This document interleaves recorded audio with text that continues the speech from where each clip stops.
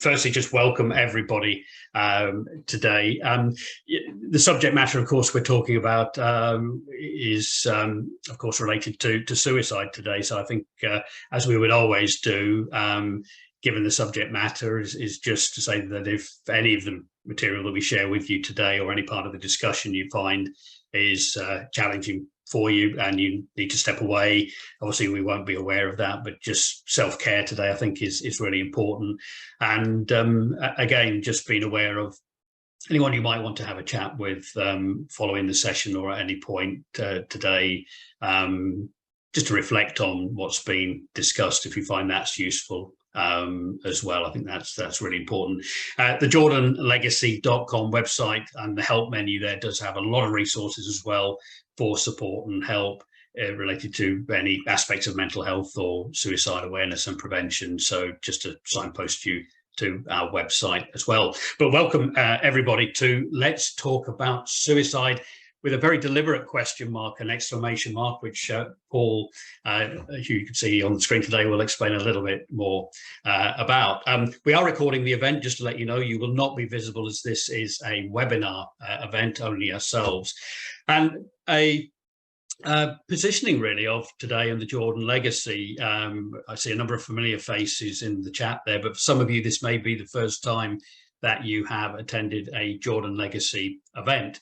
And for anyone not familiar with my own story here, the Jordan Legacy, founded in 2020, really came about as a direct result of the loss of my son, Jordan, on December the 4th of 2019 to suicide at just 34 years old. And as a result of that, really a mission for me to learn much more about mental health and suicide. As somewhat embarrassingly, I say on occasions, my knowledge as a father of someone with clinical depression and anxiety was pretty poor in terms of both those topics. So I've made it a mission of mine over the last 32 months to really learn much more about this topic and then share that with wide audiences, as we've done with the Jordan Legacy through the past 24 months and beyond. So that's our background story. And today's event, and very shortly going to hand over to Paul, has come about through a joint partnership between MEL Research in Birmingham and the Jordan Legacy. And he's going to look at a very specific survey that was conducted by MEL, asking some of the more challenging questions around suicide and mental health. I'm delighted today that Paul is going to be doing most of the heavy lifting for us on this session. He's been a partner with the Jordan Legacy, and we've been good friends since we began really on this mission and journey together. Paul's going to be presenting today the findings of the survey and explaining more about that. And also really pleased that we have both Steve and Tara joining us. Worked with Steve and Tara over the last couple of years, both in Steve's role from a suicide first aid trainer, who's now come on board as a partner with the Jordan Legacy. And we really do endorse the courses that he runs there, which I've attended also, as similarly with Tara, who part of a joint initiative with Thrive Law in Leeds. We've been aiming to achieve an additional 100 mental health first aiders, which we've almost reached now at this point. And Tara has been our trainer throughout this process. So welcome to you both. If anything we discussed today has kind of inspired you to want to contribute or get in touch with us, then you can see the email address on the screen, which we'll share later. But without any further ado, Paul, I think I'm going to stop sharing my screen and just ensure that you are still a co-host, hopefully. Okay, thanks, Steve. Perfect timing. I've just got the council cutting the grass verge outside my window. Always the way. So hopefully you've got the share option. No, I haven't got screen sharing.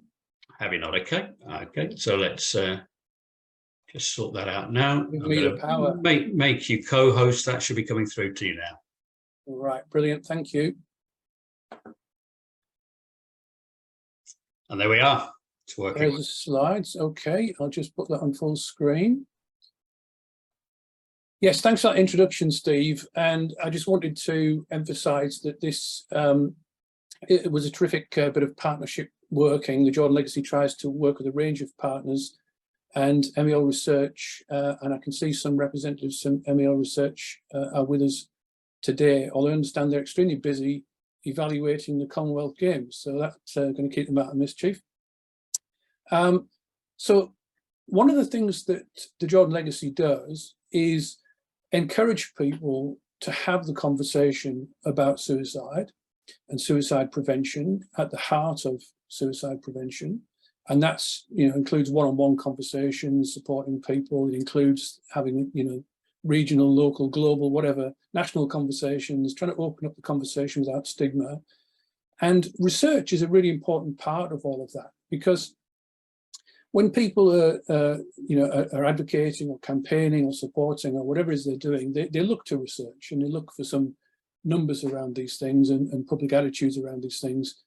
And it's really interesting in the suicide prevention field, because there's a lot of questions which people find difficult to ask and which sometimes don't get asked as a result, again, on an individual level, on an organizational level, even on a national level.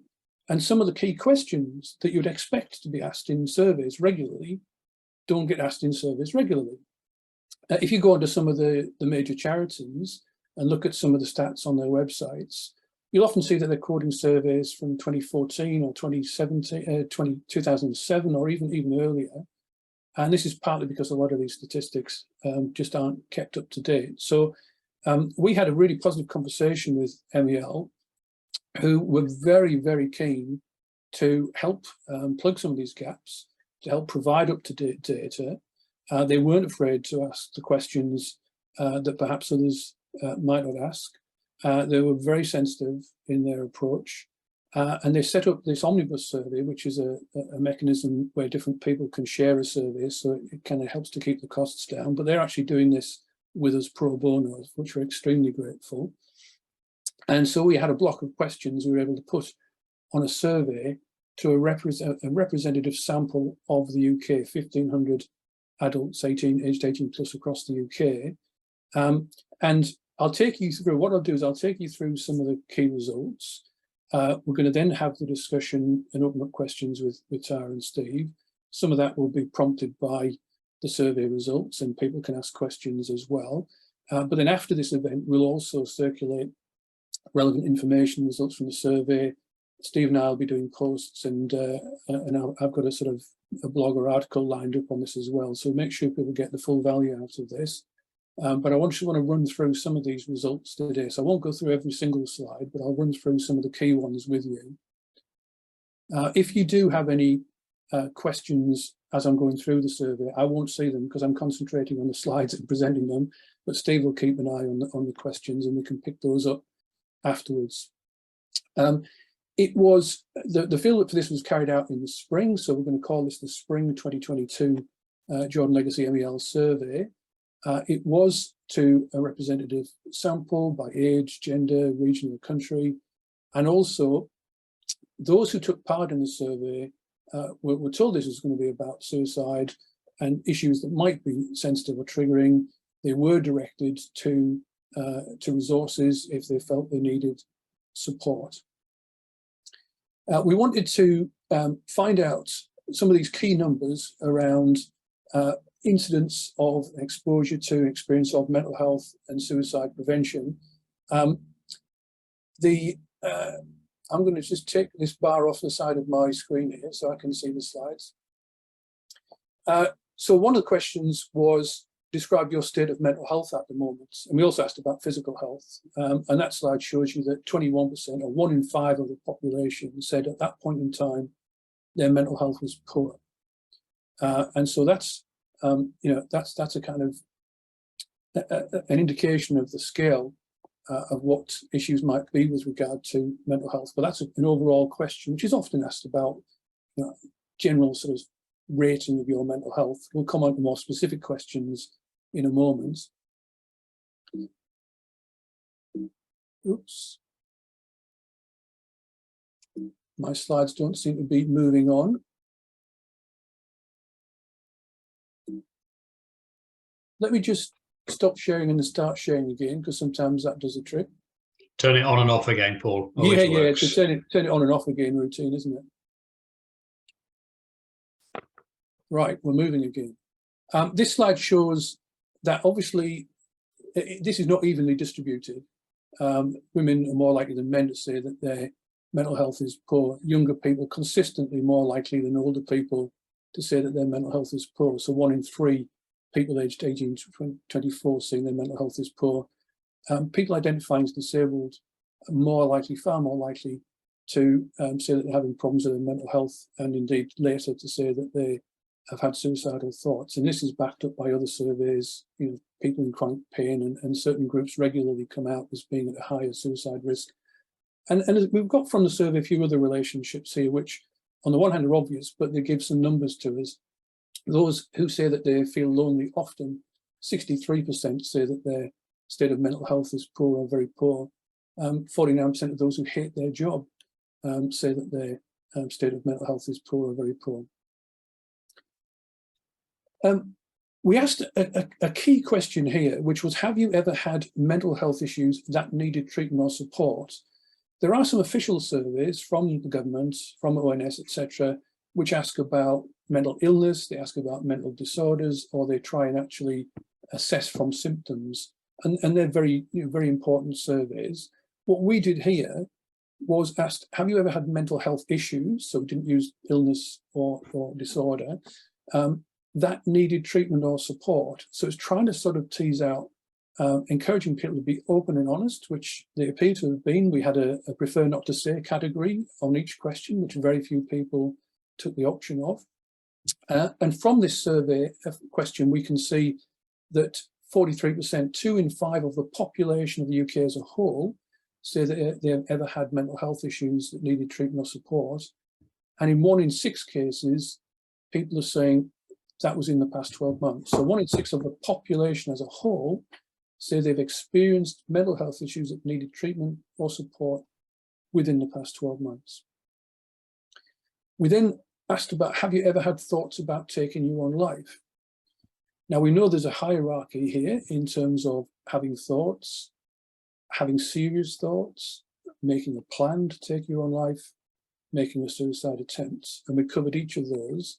So the numbers there are, and these are all based on the total population, 42% overall ever had thoughts of taking their own life, 20% in total, the 7 plus the 5 plus the 8, 20% seriously considering suicide, 12%, 1 in 8 of the population, those top 2 categories, the 7 and the 5 there, getting as far as planning how they would take their lives, and 7% of the population saying that they had made a suicide attempt. Now, when you see these numbers, you may think, oh, wow, that's higher than I thought, or it's what I thought, and you have to verify with other surveys as well.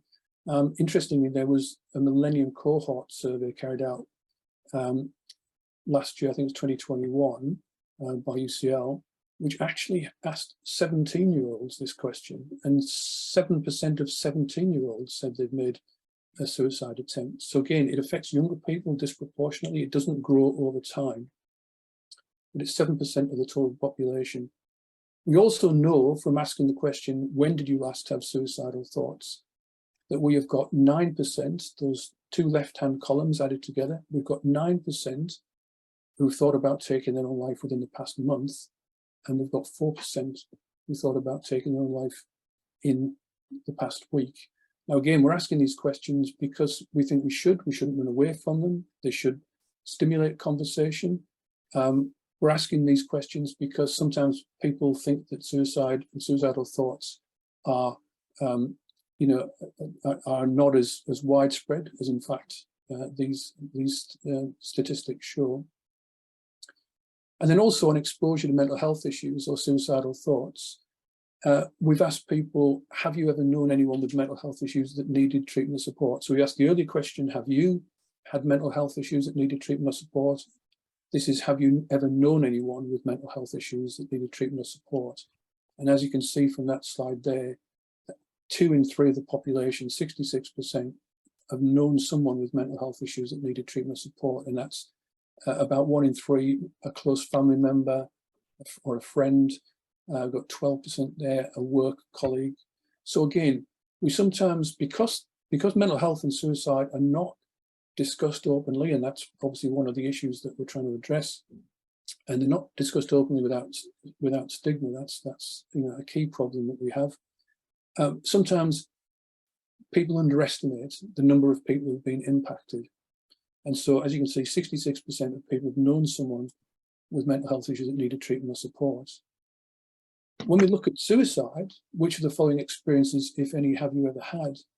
Again, we've got 2 in 3, 67% of people have been exposed to suicide in some way. We've got 32% saying they've known someone who has died by suicide. We've got 15% of the population knows someone who's made multiple suicide attempts. 12% had a close friend or family member die by suicide. We've got 6% witnessed a suicide attempt. So again, it's important when we try to have this conversation about mental health, and particularly about suicide, that we recognise this is not some kind of niche issue. This is not some kind of rare thing that people are exposed to. The majority of the population are exposed to this. The problem is the majority of the population aren't talking openly about this. Paul, forgive me interrupting the moment, just when I think there's any appropriate questions in terms of timings here. You may well have covered this as I've been responding to other chats there, but question that just came up before in terms of the sample number, which I responded to in the chat, and could you explain a little bit more about the sample group, how that was recruited? Was it across a wide distribution, for example? Yeah, the way these surveys take place is that there is a very, very large opt-in panel of people who are prepared to take part in surveys. And from that sample, people are effectively stratified, randomly selected and sent invites. The responses come back. The proportions of the sample are aligned with the population in terms of gender, age, region of the country. And then the final sample is weighted to be in line with the population profile. So that's why we say it's a representative sample of the UK population aged 18 plus. And the 1500 sample means that there is a very high level of reliability around the results. These results are reliable in representing the population to within a couple of percentage points. So it's a very robust survey. Obviously, again, we're looking at other surveys. We look at surveys carried out by ONS and carried out by Department of Health, etc., etc. But this is giving us an indication of what a cross-section of the UK population think at this time. We've got some questions here, some statements here. I'm not going to go into depth on all of these. We want to discuss these things, and we want to get some input from Steve and Tara, and we want to get questions from people. But we had a question format which was a true-false answer format. And what we did was we took a few facts about suicide and we took a few myths about suicide, the kind of things you can see on the Samaritans website and lots of other websites. And if you've read Rory O'Connor's book and so on, you'll be familiar with these kind of classic myths. And what we did is we asked people for each of these to what extent they felt they were true or false, or don't know or prefer not to say. Now, if you just look at these, I'll give you some examples of these. The first one, the top one there, is a fact, right? So suicide is the biggest killer of UK adults aged under 35, fact, right? So we put that to people. What we find is that the majority of the population, 58%, say that is true. Only 16% definitely true, but 58% say that's true. 10% say that they think that's false, and 30% say don't know, which is obviously an honest answer, don't know. So again, this kind of guides us in terms of getting these messages out. We know that the message gets through to some extent, but there's a lot of people out there don't know or even say they think that is false, even though that is factually correct. There are other statements here which are myths, if you like, and so we can actually look at those. Some of these need debates. There's not necessarily an absolute right or wrong answer. There's sometimes a depends answer. Like suicide occurs without warning, for example, is a classic one to have a conversation about. The research evidence shows us that for many people, sadly, who take their own lives, there is a long history of mental illness. There's previous suicide attempts. You know who that person is, and that person is in distress, and it's not that there is no warning. At the other extreme, we often get examples of people who take their own lives and everybody says they didn't see this coming. And then there's all the permutations in between there.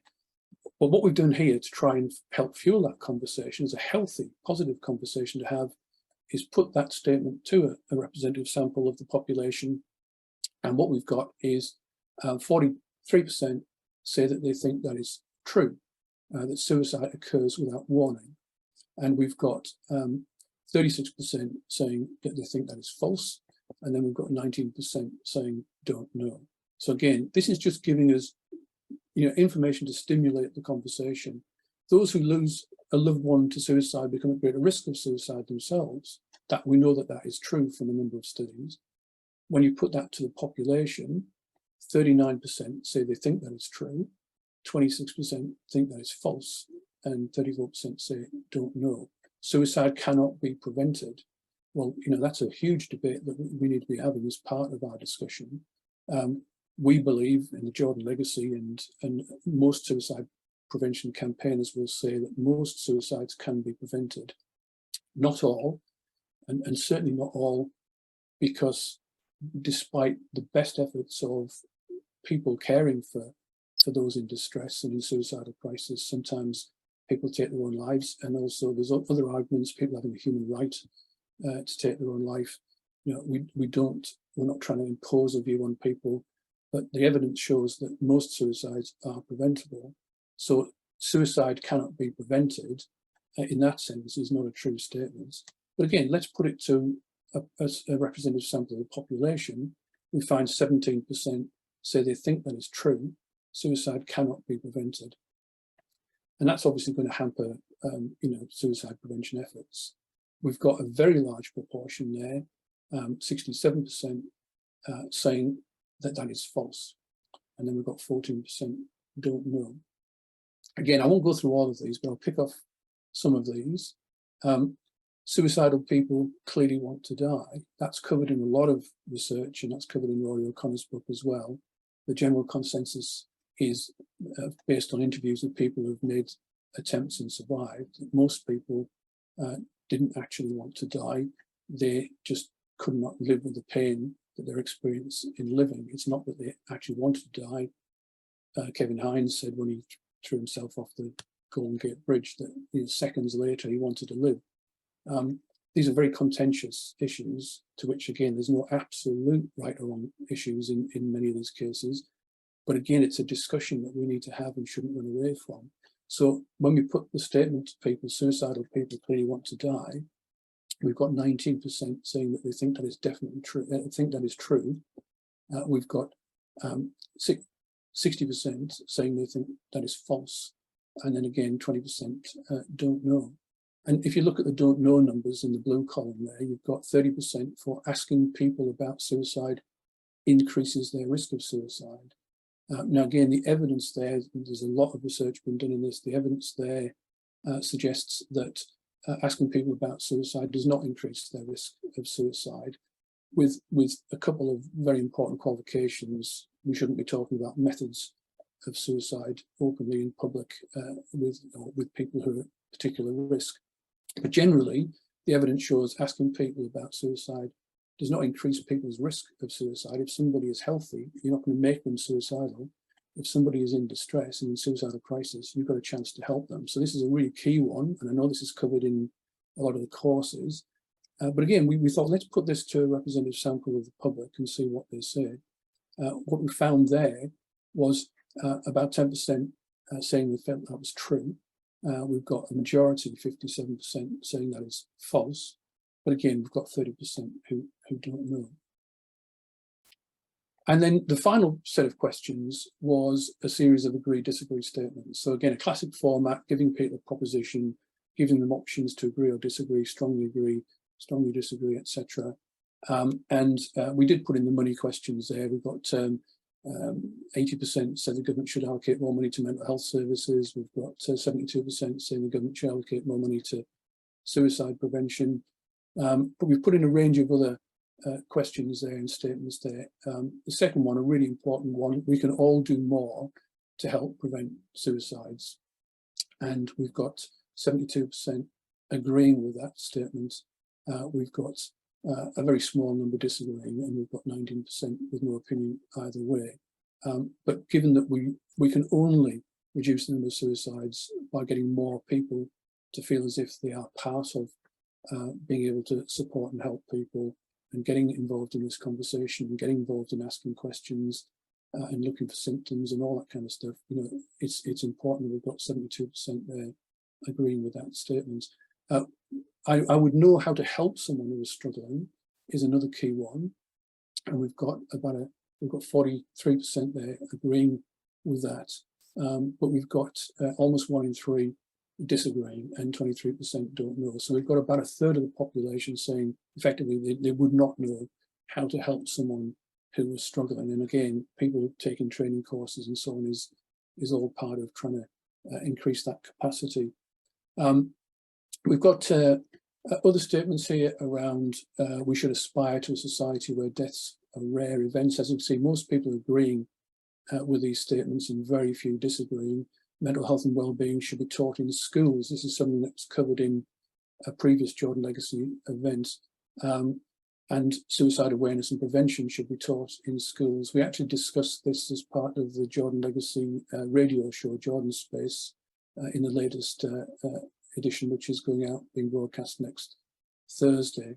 So you can see the vast majority of the population is saying, yes, it should be taught in schools, both mental health and well-being and suicide awareness and prevention. And then last but certainly not least, as a society, we should discuss suicide and suicide prevention much more openly. We've got 79% of the population agreeing with that statement. Again, very few disagreeing. So a lot of data in there, as always in these surveys, and we're going to be writing up some of this and putting this out in various posts and blogs and so on.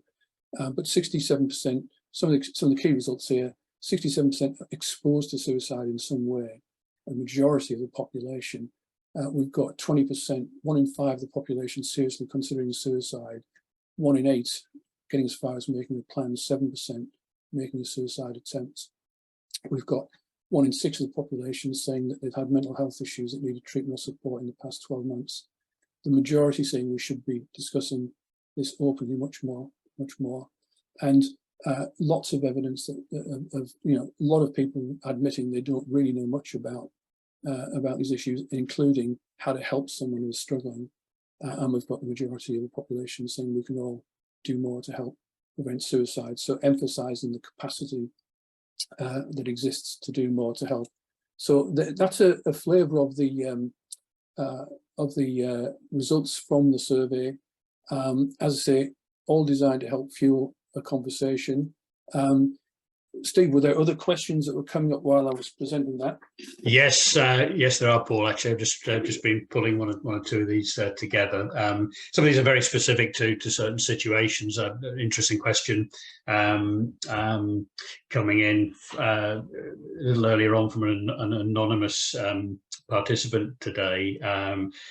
It's almost a statement using the term self-checkout. Why do people self-checkout? Why is it automatically assumed that it's just because they have a mental health issue, and it's not a completely rational decision? So I suppose the question there is, can suicide be a totally rational decision?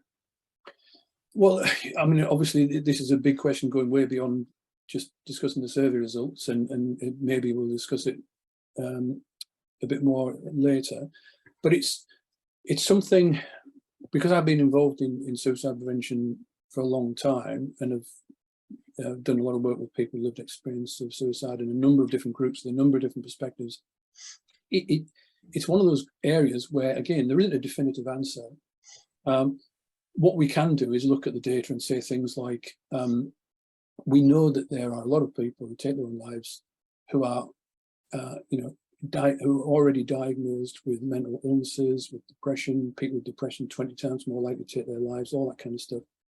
But we also know there are people who are in crisis of various kinds, financial crisis, have lost a job, loss of relationship, there's all that. So we need to be really careful when we're actually looking at that side of it.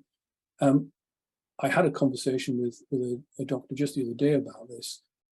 Is somebody who takes their own life in a form of mental distress, was the question that was being posed. Well, the answer is clearly yes. I mean, you don't get as far as taking your own life if there isn't some kind of mental distress, because it's generally accepted that it's not a completely rational act.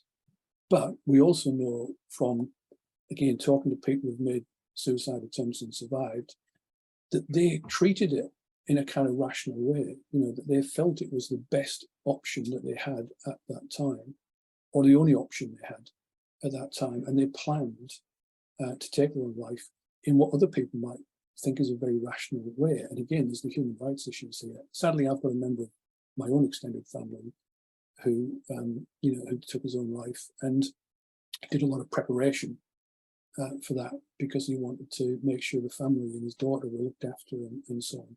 And it sounds like a very rational process for something that most people think is completely not rational. But yeah, again, there's no, you can't be absolutely saying this is right, this is wrong. No, it's complex, clearly. Again, the nature of a couple of other questions that we've got in are probably similar, not necessarily relating directly to the survey results. And these could be part of the conversation with Tara and Steve as well. But one from John, who said that he tends to work with people who have males, particularly who have convictions. And I've actually kind of, funny enough, just lost the questions thread there, where the rest of the questions gone. Here we go. There we go. So the question isn't wanting to scroll up, but I'll see if I can remember this. Essentially, so they work, with men age 30 plus who have had convictions, and the issue there is because they tend not to look at their past and open up and talk about issues there. How can these be apprehended before going on to a suicidal pathway? And the statement there, of course, says, men of a certain age do not suffer mental health issues, in inverted commas there as well. So it's a question really very specifically about men in that particular circumstance. Again, I'm hoping that we can discuss these and bring in Tara and Steve rather than me just answering these kinds of questions. But, I think we will cover. We'll cover back. And another question is of a similar nature. So I wanted to pick up anything specifically about the survey, but just on that, I worked with did a project where I worked with 250 men who had expressed suicidal feelings, and one of the things I found from that was on a one-to-one, they all wanted to talk about it. In small groups, most of them were capable of talking about it. In larger groups, they wouldn't talk about it, And so there's kind of, when people say men don't talk about their feelings, again, the answer to that is depends. It depends on the circumstances, the context, the size of the group or non-group. Is it private? Is it public? I mean, it's a sweeping statement, isn't it? So we're trying to kind of fuel that conversation, not trying to definitively answer every single question. No. A question from Paddy that does relate directly to the survey, and I know you've been heavily involved in this and working closely with MEL here, Paul. But the question from Paddy is, when you analysed the results, was there anything in particular that surprised you, which cropped up, or anything you didn't expect? It's a very good question, and it's always a good question to ask about any research. On the one hand, there's no surprises because I follow a lot of the research that is carried out and see a lot of data and see the patterns in the data. But I think that when I was discussing with MEL about these questions and we agreed to ask these questions, MEL themselves actually were very keen to make sure there was a prefer not to say option for every single question. And that was part of them being extremely sensitive and professional about the way we went about this. We had like 2 or 3% maximum, on these questions, prefer not to say. And I think that in the past, I would have expected that to be higher. would have expected more people to say. I think, you know, it's a positive sign that we've got very, very few people now on questions like this would just feel I don't want to answer. You know, they understand about it being an anonymous survey, but that's a very healthy result. I think I'll just leave it there, Steve. Yeah, no, thank you, Paul. Shall we move into, unless there's anything specific about the survey, shall we move into opening up the discussion more broadly and bringing Steve and Tara in? Do you think, Steve?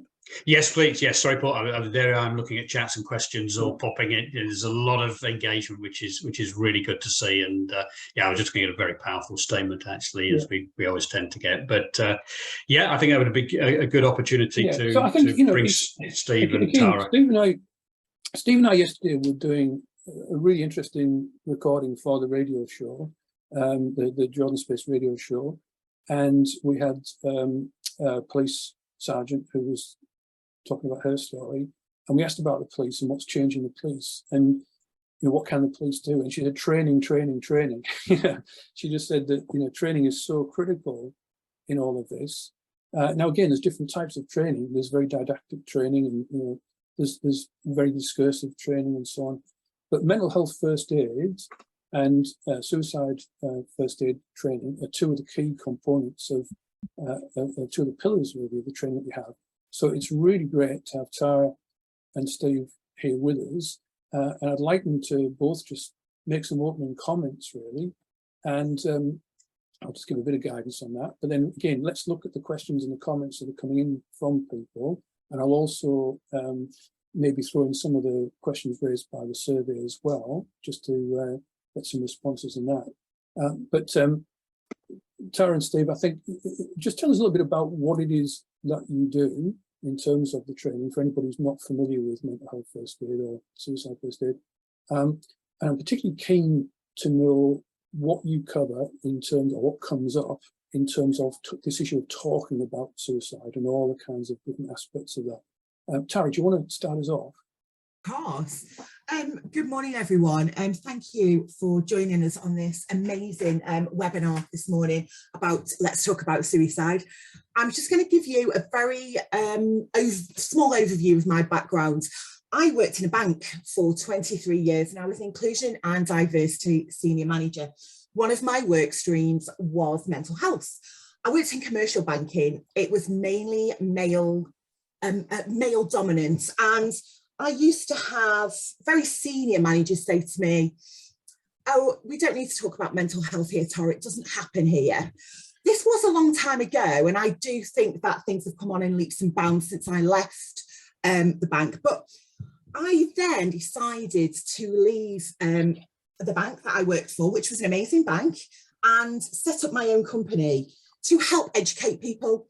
I am not a social media person at all. LinkedIn just is my Achilles heel, but I do have a hashtag, and it's education is key.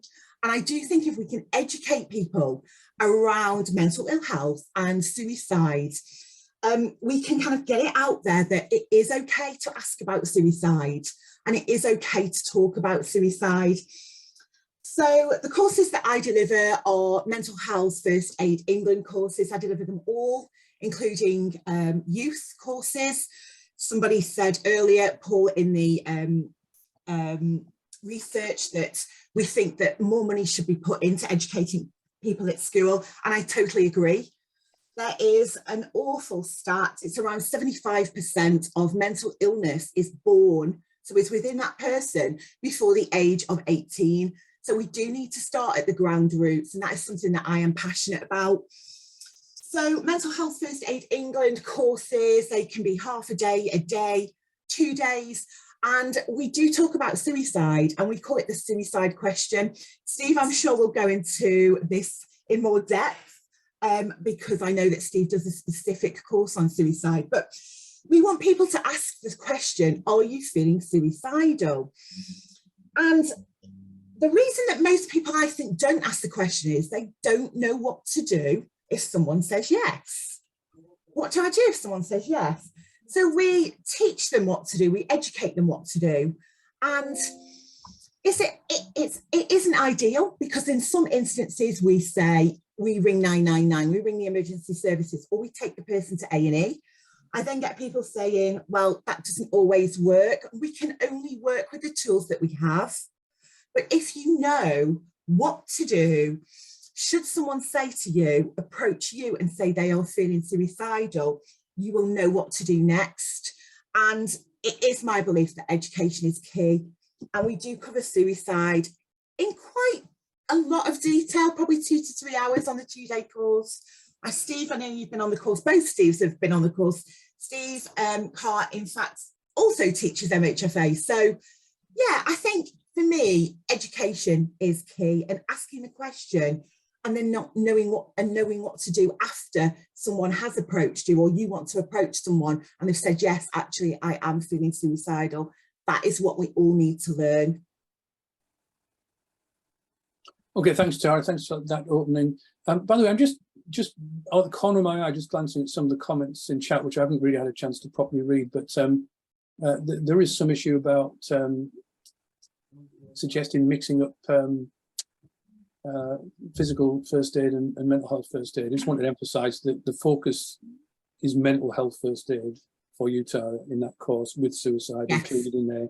And the focus for you, Steve, is suicide first aid. So we're not covering physical mental health in the same course, just to clarify that point. Yeah.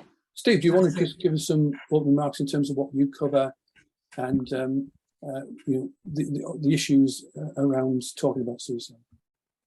Yeah, certainly. Thank you for inviting me here today, both Paul and Steve, and Tara as well. It's wonderful to be with so many people that want to learn more about suicide and talking about suicide and normalising conversations around suicide. So my experience in the world of mental health and suicide prevention came about 7 years ago, when I experienced a mental health breakdown in the workplace. Now, there were no mental health first aiders, nobody that I could speak to about the deterioration of my mental health. So work just thought that it was performance related. Knowing a little bit more than that, I visited my GP and told them that I was struggling at work with my mental health, and they signed me off for a month with work-related stress. On my return, I was invited into a meeting with my manager and his manager, and the result of that meeting was me being placed on something called a performance improvement plan. And I'm sure that many of you have heard of these wonderful ways for organisations to manage you out of the business. So sadly, that's exactly what they did. But in hindsight, it was actually the right thing to do. I can see that now. I was furious at the time, but I can now see that it was the right thing for them to do, just simply because I didn't tell them it was mental health related. So they thought it was performance related. Had there been a mental health first aider there, or somebody that could recognise and spot some of those early warning signs of a mental health breakdown, would I still be doing what I'm doing today? I don't know. Could I have talked to somebody if there was that person there? Possibly, because then at least just knowing somebody is there might have been enough for me to have the conversation with them than what was going on. So in hindsight, I actually can now see that it was the right thing for them to do. Sadly, that very same month, I attempted to end my life by suicide multiple times. It got to the extent where the pain was so severe, I couldn't talk to anybody about what was going on. And so I thought, well, the easiest thing to do here is just to eliminate the pain, would be the quickest way, would be to end my life by suicide. Now, I want to say with this as well, whilst suicide may happen on the spur of the moment and with very little warning, it is, as Steve said previously, very, very complex. All of the issues that I had built up that I couldn't talk to anybody about stemmed from my childhood, like Tara said. A lot of mental health issues actually stem from early years. Now, being a male, I was conditioned from a very young age not to talk about my emotions or feelings. You know, we hear these statements from our parents. We hear them saying things like, big boys don't cry, man up, those kind of things. I heard all of those as a child. So what did I do? Like every boy at that age, just bottled those feelings and emotions up. And eventually, it was 25 years later that all of those emotions and feelings came to a head and exploded.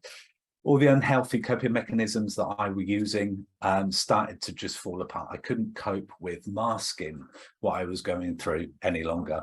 And so I was given a mental health diagnosis. And with that diagnosis, I had a choice. It was go home and watch Jeremy Kyle, not too much of a choice, that one, or just pack all my belongings into a rucksack and walk the entire length of Britain in recovery. And that's exactly what I did. Talking to media, talking to anybody that would listen, talking to mental health and homelessness charities, because I was raising awareness for both of those on the walk. The walk took 3 months, to walk from one end of Britain to the other. And the reason why I did that was to tell my story from a male perspective, to say, you know what, more needs to be done around mental health. More needs to be done for us males to be able to comfortably go out and talk about our mental health. Now, I'm not saying that you need to do huge things like this, go and walk the entire length of Britain, but what some of the issues I came across is that the services were underfunded. They have lack of knowledge around suicide prevention and also mental health. And what I was finding is, I was asking everybody in every county the same questions. What were the main issues were you coming up against? And they were saying funding, education, and just lack of joined up, working together, lack of partnership and working as one. So it's very disjointed. But it was it was a wonderful journey. It was a wonderful journey to find out if these issues were common all across England and the British Isles, all the way up to the top of Scotland. I then came back, wrote a report on my findings and walked it from my hometown of Swindon to Downing Street, gave it in to David Cameron, who was Prime Minister at the time. And sadly, there was very little done with that report. And we're still working constantly on educating government on why we need to invest more into mental health and suicide prevention to keep people alive. Then I went on the MHFA course and also the suicide first aid course. And it took me 3 years after I came back from that journey before I could actually teach those courses, because my mental health was in such a poor state that I was still in that place of suffering. So I said, when the time is right for me, I'll use my lived experience to go and help others, to give them hope, show them that life also is a possibility. And to this day, I've trained hundreds of thousands of people to become mental health first aiders and suicide first aid trainers, not just from my lived experience, but insight from it, but to show people that we need to normalize these conversations and show people there is hope about life. So that's a little bit about what I do. I could carry on all day, but I recognise that we have time. And just to interject, just a lot of love for Steve and Tara, by the way, in the chat today, if you've been seeing that. So, yeah. Yeah, no, I really appreciate that, Stephen. And, you know, we're talking about being open and talking about suicide, so you're, leading the way in that sense, as well as, of course, respecting people who don't want to talk openly about their own personal experience. But, clearly looking at the chat there as well, there's people talking about opening up this conversation with government, opening up this conversation in schools, opening up this conversation in workplaces, opening up this conversation wherever they want to open up this conversation. Just from the experience you have with people attending your courses, I mean, just give us some sense of how many people come to your courses feeling really uncomfortable and struggling to have that conversation, or how many people are just really kind of wanting to have a conversation, just needing some specific tips, or what's the kind of I know again that's probably answers depends to that question, but Tara, what's your experience? I've noticed a few people on this webinar today that have been on a course of mine, and I would say the majority of people come not knowing what to expect at all, but wanting to help their community, whether that's a work community, their friends and family, and the skills that we learn are very transferable. But most people come feeling quite uncomfortable. I would use the word uncomfortable, but their desire and their compassion and their empathy for helping others makes them come on the course. And then at the end of the course, lots of people say to me, I don't know why I didn't do this sooner. So that's the kind of feeling that I pick up on. I didn't know what to expect. And at the end of the course, I often get comments, I read them, I think this can't be me that's delivered this course, but the most amazing course I've ever been on. Steve, I'm sure you'll think exactly the same. Yeah, absolutely. Thank you for sharing that, Tara. I get exactly the same. It's slightly different with the suicide first aid course. People are a little bit apprehensive and they think all we're going to be talking about is people that are depressed or saving a person at crisis point. When we're not actually doing that, we're talking about giving people hope about life. But we have a conversation and coach them through the conversation all the way from thoughts of suicide. So there's this misconception that we're saving somebody from just about to end their life, when actually we get to them way before that point.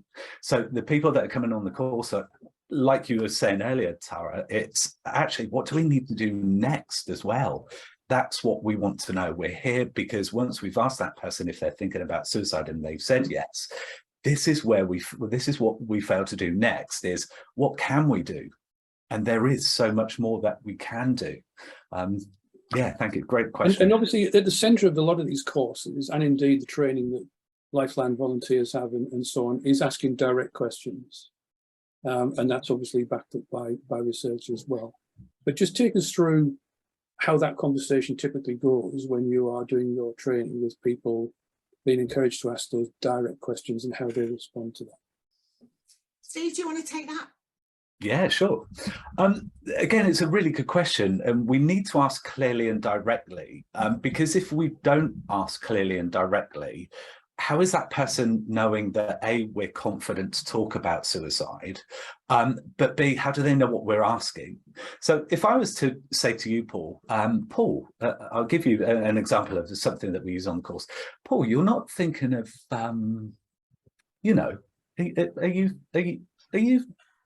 thinking, what have I asked you there? You've given me a free pass really to answer the question. Yeah, exactly. So what we're asking people is to respond to it directly. So if I ask you, Paul, are you having thoughts about ending your own life? That then gives that person that opportunity to answer that question with, oh gosh, well, nobody's ever asked me this before. Actually, I have been thinking about it. Yes. Yeah, absolutely. Tara, do you want to add to that? Because, you know, again, based on the survey, we know a lot of people still struggle with this idea of, you know, talking about it and the potential risks of talking about it. I've just seen something come up in the chat from someone that attended my course. Hi, Claire. And Claire said that it was quite triggering for her. And as Steve mentioned earlier at the beginning of this webinar, this subject can be extremely emotional for someone. I'm a bit emotional today. I experienced my first lived experience of suicide last year when a really close friend of mine took his own life. But for me, if the courses or the training or the education piece that's out there saves just one life, then it's worth doing. But the trigger piece, yeah, we do need to be aware that this could be triggering for some people, and self-care must always come first. But the direct question, as Steve said, I would say even more director, are you feeling suicidal? And I would use the word suicide. Personally, I know it's not for everyone, but personally, that's the word that I would use. And it is that direct for me. Yeah, and again, I think it's important for us to emphasise that this is what Samaritans, Lifeline, all the kind of key organisations do. They train people to ask the direct questions, otherwise you never find out. People often say they're going on these courses to try and get tips about spotting the signs. That's another one. Obviously, asking direct questions is a key part of this, but spotting the signs. How do you respond to that? What do you teach in the course as far as that's concerned? So there are some signs that could be spotted. And of course, there are some signs that aren't spotted. If I could have one thing, it would be the benefits of hindsight. And I don't have that. So I usually go with my gut. My gut is amazing. And I know I kind of pick up on whether or not someone is being them. And I think the biggest sign for me is when there is a change in the person. So they're just not themselves. And then I would go in and ask the question. From a work perspective, I think that's a little bit more difficult, and you might need a bit more background information. Have they had a breakup of a marriage or a partnership? Have they had a loss recently? What is going on in their world? But someone's appearance changing, someone not going to events that they love. It's all these small changes that can add up to, actually, I'm going to ask a suicide question. And some people say to me, what happens if you're wrong? And I have a saying, it's better to ask and be wrong than not ask and be right. Mm-hmm. Yeah. And Steve, I'm interested in your response to this, both the spotting the signs and the asking the direct questions. I remember myself being on a course once where somebody initially said that they felt that asking the direct question was really hard, so they'd rather kind of know more about the symptoms. And at the end of the course, they were saying, actually, it's easier to ask the question than to try and spot the signs. Yeah. Just to go back on that previous question for a second, some people are very cautious about saying the word suicide because they think it will put that idea into people's heads. If you're uncomfortable with saying the word suicide, there's many ways to say, are you thinking about ending your own life? Just like the example that I gave to Paul, if saying that word suicide initially is difficult, just as long as that person knows that you are clear about what you're saying is thinking about ending your own life.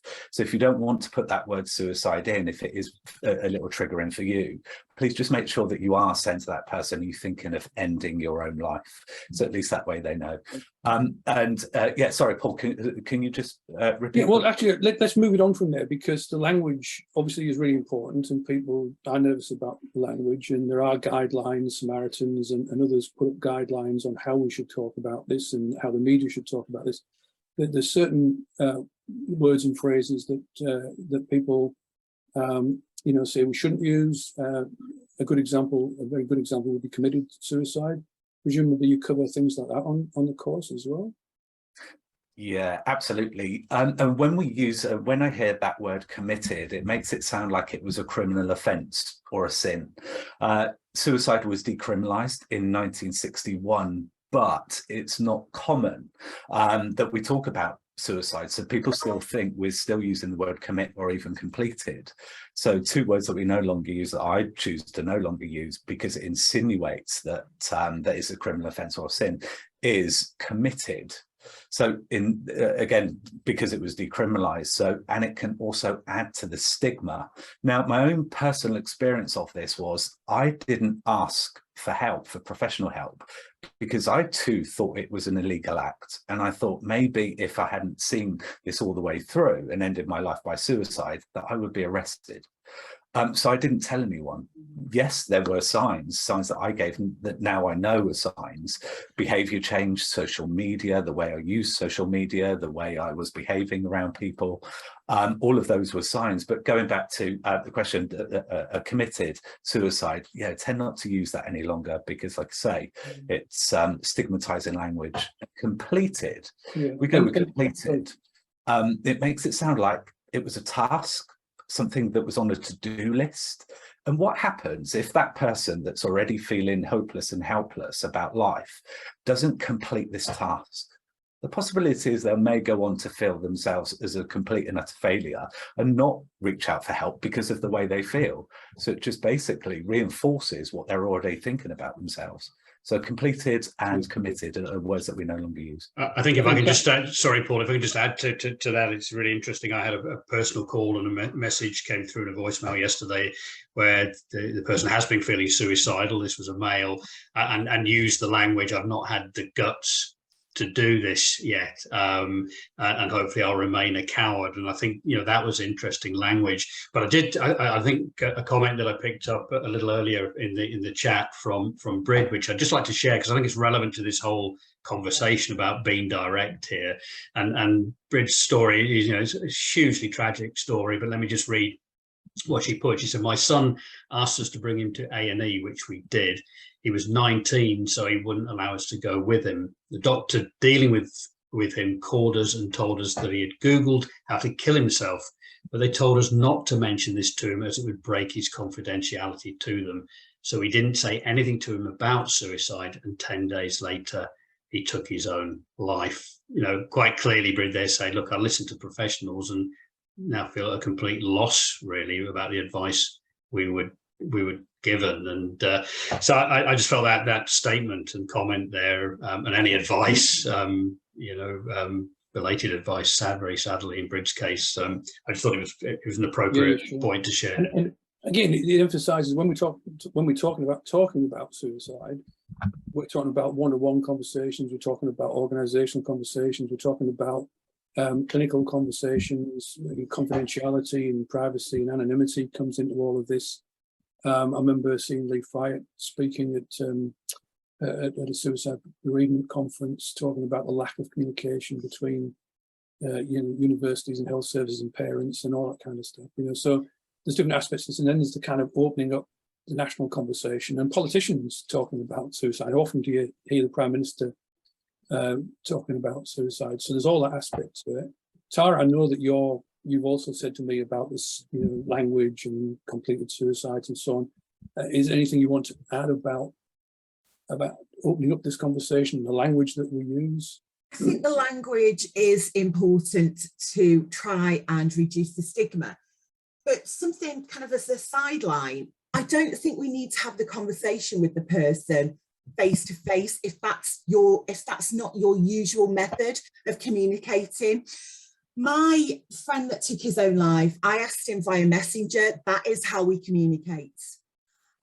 I have another young lady that speaks to me. She's actually the daughter of a friend of mine, and we do it via WhatsApp. And that's okay. Lots of people think, well, can I do that? Right? What's going to happen? But whatever way you communicate with that person, I think it's okay. And lots of people say, surely you have to ask them to your face. And in my experience, you don't. Steve, I don't know what you think about that. I think it's the platform that you do communicate with that person. For me, that's just my thought process. Can I just add a little bit to this question, and before it just goes to Steve, because I've just got an interesting question kind of posed by anonymous attendee, again, that works with people and supports people with convictions, and a lot of the men and women lack sufficient interpersonal skills on how to comprehend their feeling. Are there any tips to support those who may lack basic literacy or communication skills when it comes to suicide and mental health support? And interesting, you're talking about WhatsApp and different platforms there. So I suppose in a way that's an extension of that question, maybe. I think they could draw a picture. I think we could say to them, tell me in your own words how you're feeling. We don't need to talk. We can draw. What about a song? Play a song for me that might give me an indication of a way you're feeling. There's lots of ways that we could communicate with an individual that's struggling verbally. Excellent, thank you, Tom. Yeah, I think there's also an issue here of this is a universal issue about how people communicate, isn't it? So sometimes we think this is about suicide prevention specifically, but it's good practice communication. How do people like to communicate? How do they normally communicate? I remember Alice, when she was launching Ripple, saying that her brother Josh, who she lost tragically to suicide, didn't like speaking to people on the telephone. So the Samaritan's telephone helpline wasn't for him, but a text message service or a web chat service. So, yeah, some of this just seems to me about good practice communication. I think also in response to that question that you highlighted, Steve, a lot of men and women lack sufficient interpersonal skills. One of the things I find myself doing a lot is speaking to people who are trying to be sensitive, for instance, in saying, that there are issues around men, but actually then can be dismissing issues for women. Like those kind of sweeping statements, it's all right for women, men can't talk, it's all right for women. Well, obviously it's not all right for some women. So again, it comes down to individuals, doesn't it? It comes down to tailoring to individuals and supporting individuals. Sorry to put my 2 pence up in there. How are we doing in covering the questions that we've got in the Yeah, we've all sorts of questions coming in, and some of them are very specific around data. Actually, here one question from an anonymous participant today: is there any specific data around domestic abuse and potential links to suicide as an overall percentage of deaths? Clearly, I'll just pick that up quickly, rather than opening that for discussion. Just Steve, you may remember that we've been working with the Kent and Medway suicide prevention group who actually pointed out a very high proportion of the suicides, or the increase in suicides in the areas being related to domestic abuse. The problem with the data aspect of this is if the data isn't collected, you don't know. And in a lot of the official surveys and the official inquest process, a lot of data isn't collected. And so there's a continuous kind of process of trying to update that and get better data. But at the end of the day, not get so obsessive about data that you're not focusing on how to help individuals who need help and who have individual circumstances, regardless of the demographic group they might be in. But yeah, domestic abuse clearly is an issue. Again, I think some of these questions are more kind of comments, I think. Yeah, and one of the things, as you rightly said at the beginning, Paul, we beyond today's webinar, we're going to be taking a lot of the information from the survey to create future posts and articles, and we will save the data from the questions that have come in as well, where we can again respond in different ways to this. I mean, the engagement is phenomenal and impossible for us to engage with every single question, but we will find ways to kind of share this. So I just want to ask Tara and Steve about a couple of the statements that we had in the survey, which I mentioned earlier. One of them was this statement, which is generally regarded as a particularly tricky one to answer: suicide occurs without warning. So if somebody asks you that, let's say at one of your courses, how do you respond to that? Does suicide occur without warning? Steve, do you want to go for it? Yeah, sure. Yeah. Suicide can occur with very little warning, but it is very complex, and it can happen over a long period of time, the suffering, whatever's going on behind the scenes. So when we say it's complex, it could be environmental factors, it could be biological, psychological. Many different factors contribute to a person ending their life by suicide. So whilst it can happen with very little warning, like I say, there is generally the build up to it happens over a very long time. I want to pick up on what Steve's saying about factors. So we have risk factors and protective factors. And for me, usually if the balance isn't right, then that can tip from stress to distress. And that's when we do start to pick up the warning signs. But as Steve Phillips said earlier, I think that it can just happen. In each case is different and very unique. So whilst we are on the MHFA course, for example, we do learn about those protective factors and risk factors, and we learn quite a lot about that. But of course, you are always going to have something that is, not following that pattern, and it is extremely complex. So, yeah, I think there are some warning signs, but yeah. And another question that often comes up, which again we put in to the true false format on the survey, was only people who are mentally ill take their own lives. How would you respond to that? Only people who are mentally ill take their own lives. Tara, I'll let you start. Okay. I think that is the question of the day, if I'm honest. As an educational professional, in subject matter expert on mental health in education, my clinical knowledge is only that from a counsellor. So I'm a qualified counsellor, and that's where my clinical experience comes in. From an educational specialist, I think that the majority of people, a high percentage of people, do feel in a negative place. But then I do think there are people that have physical disability that may feel that their life is no longer worth living, and they don't have depression or mental illness, but they aren't in a place to deal with that. Their quality of life isn't such that they want to continue with their life. And that is only my view from an educational specialist with a little bit of clinical from a counselling background. It's a massive question, and I'm sure that everyone on the webinar today will have a different response. Steve's response might be completely different to mine. Go on, Stu. No, it wouldn't be. It wouldn't be too dissimilar to that whatsoever. No, not everybody that has ended their life by suicide has got a mental illness.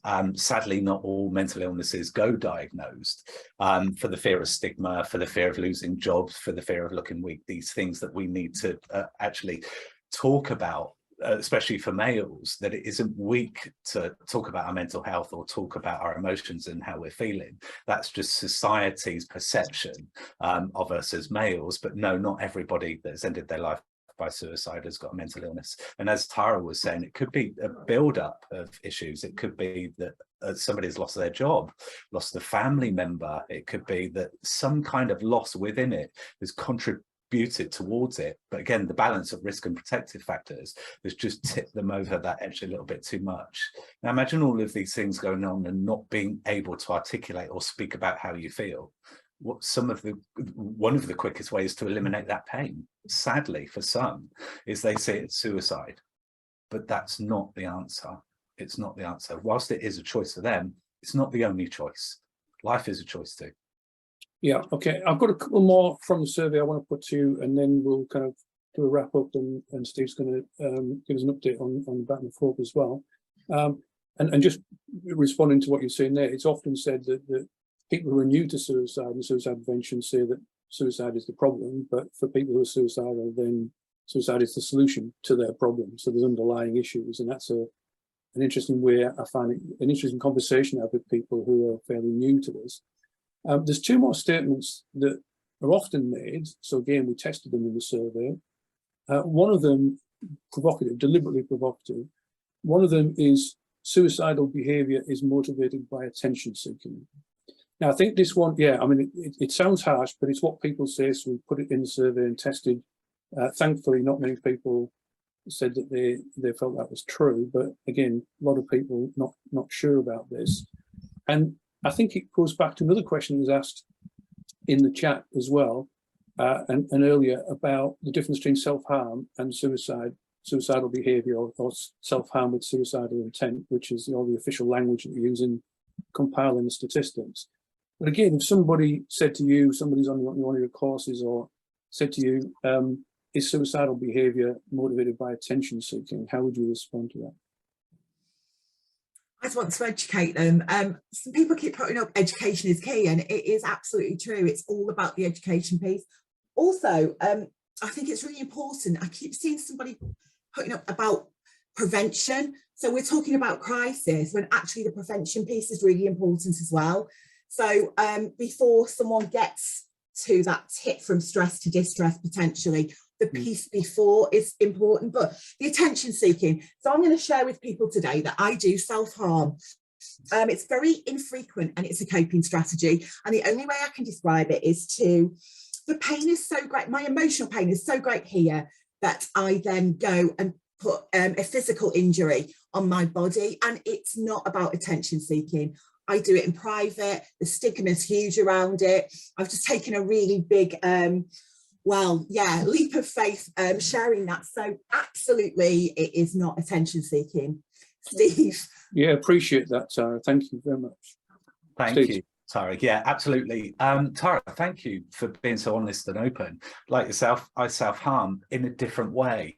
I use the gym excessively, which is that if I'm feeling stressed, overwhelmed, I'll go and use the gym to release that pressure in some way. Does it mean that I'm seeking, attention? No, but I'm relieving the pressure. And it's the same for somebody that is thinking about ending their own life by suicide, and they do this self-harming behavior or non-fatal self-injury, that it's saying to somebody, I'm releasing that pain or reaching out for help. What they don't need at that time is somebody to say, well, you're attention seeking. So by labeling that somebody as an attention seeker, again, I put this question to you all is, if you're labeled as an attention seeker, what's the likelihood of you asking for help? Right, final one, again, really appreciate these answers and disclosures as well. Final one from the survey, which I wanted to ask you about, and that's another statement that is made. We do hear, once someone becomes suicidal, they will always remain suicidal. Again, in the survey, thankfully, a majority of people said that they thought that was false, but we had significant numbers saying they thought that was true or saying that they didn't know. So, but once someone becomes suicidal, they will always remain suicidal. How would you respond to that? So for me, suicidal thoughts they're not fixed. They move, they are fluid. And that is where we can save a life, potentially. You don't have to have been on a course to save a life. I guess if you have, you know what to do, but it's just about having that conversation in that moment of someone's darkest despair, to just reach out and say, I'm here, and just talk about anything. I have a friend that recently attempted suicide. She walked into the river. She said a gentleman passed and they were talking about what to have for a Chinese takeaway for tea. And I said, that person saved your life, didn't they? And she said, yeah, they did. They did. In that moment, they saved her life. So, yeah, the person isn't always going to be suicidal. And that does not mean that the suicidal thoughts won't return. But the suicidal thoughts, for me, they're fluid. Steve? Yeah, I would agree with that. And that person will be experiencing some kind of pain at that particular point. Does it mean the pain will always be there? No, absolutely not. Does it mean that I've had thoughts of suicide from 7 years ago? No, I haven't attempted to end my life by suicide again. It's taken a lot for me to get to this point, but no, it's time limited. If that person is in extreme amounts of pain right now, they may be thinking about suicide. They might not be, but we need to ask that question. And if we don't ask that question, they may not be here tomorrow. Thanks again. And yeah, I mean, it's often said that sadly, suicide is a permanent solution to a temporary problem. I'm going to wrap up in a minute. I just noticed in the chat somebody saying, why does suicide thoughts pop up later in life and not in earlier life? I'm a trustee with Age UK, and we do a lot of work with older people, and there is actually a high suicide rate amongst older people, which often isn't discussed. And we know that there are particular situations like losing a lifelong partner or suddenly being housebound after being very physically active and outdoorsy. So, again, it's all about everybody understanding all of these situations and everybody trying to help in the way that they can. But that's been terrific. I mean, we wondered whether, we wondered how long this discussion might go on, and we made this 90 minutes, didn't we, Steve? But we probably could have gone for a couple of hours. I was going to say at one point, he said, well, if we finish early, we finish early, but we'll finish right on time. But I just wanted to, sorry, I just wanted to wrap up my bit, Steve, by saying, please. Again, thank you to Steve and to Tara. That was absolutely fantastic, and better than we expected. It really was. But our expectations were fairly high, but even better than we expected. And do appreciate the disclosure. I'm glad you qualified that then, Paul. That was good. Yeah. My brain was telling me that. I'd like to say a big thank you to everybody who's posed questions and put comments in the chat. Some great comments in the chat. I've been struggling to read them all, so I'm going to read them all. Similarly.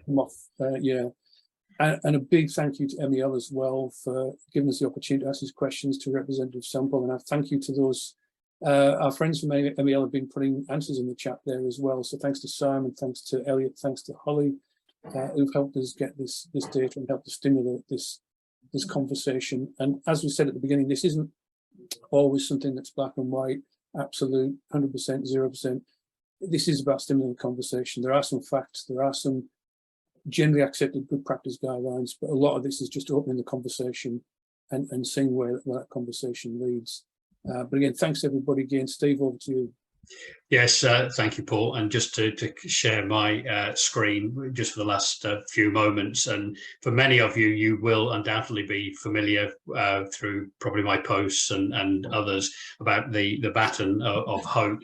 Let me just bring you an update on briefly where we're at. For those of you not familiar, Baton of Hope was an idea that came about from a conversation between ourselves at the Jordan Legacy and a number of other key individuals about whether we could do something on a fairly significant and massive scale to help open up the conversation around suicide, raise awareness and share best practice as far as practical solutions are concerned. Ignore the coffee break slide there.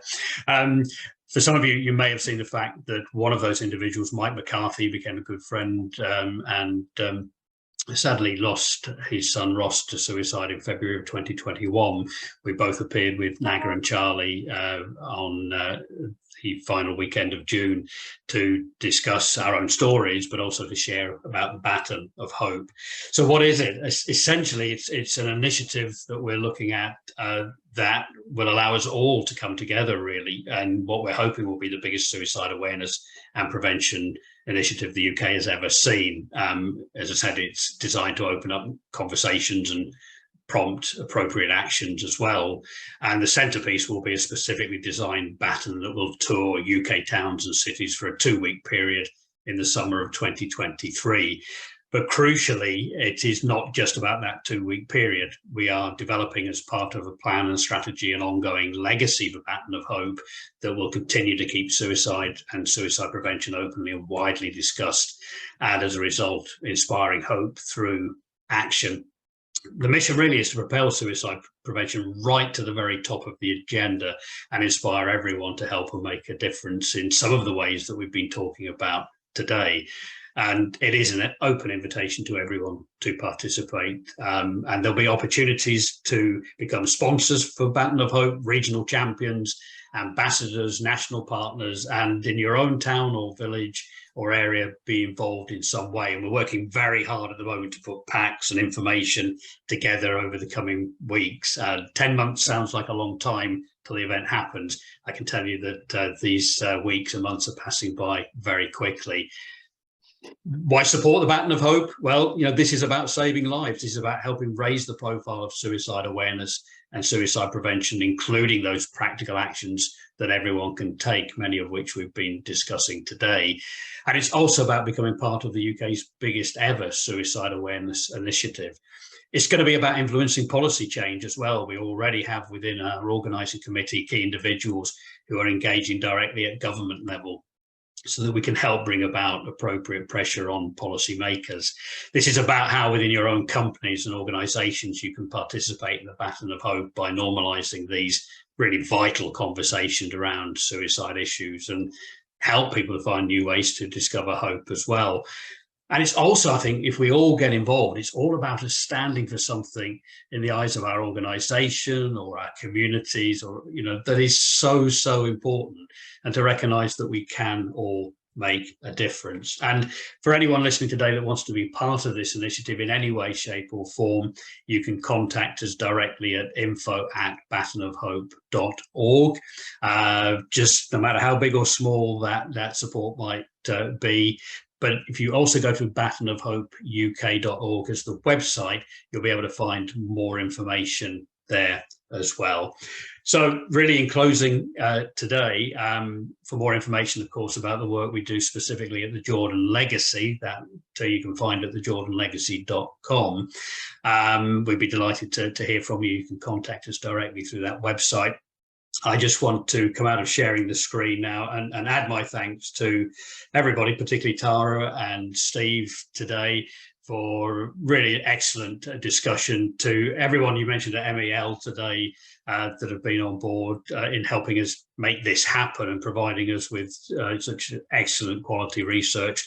And as always, Paul, to yourself for keeping us all on track and facilitating and presenting today's session. And finally, to everyone who's attended today and the many questions and contributions you've made as well.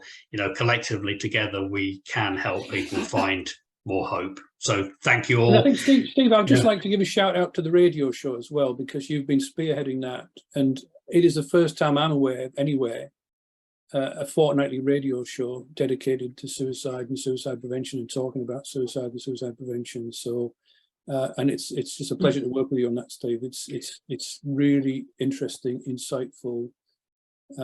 Yeah, I noticed that Radio 2 haven't invited me to replace Steve Wright in the afternoon just yet. But no, it's a big departure. It's very different. And Yowah, YOWAH, yowahradio.com, an online radio station, is where you can listen to the show every fortnight. It's Thursday, 7 p.m, and the next one will be next week. And the date of that, Paul, is Thursday, the 18th. The 18th, isn't it? Yeah. Yeah. So every fortnight, and on the Jordan Legacy website via our news and events page, we put the recordings of each show on there as well, and we really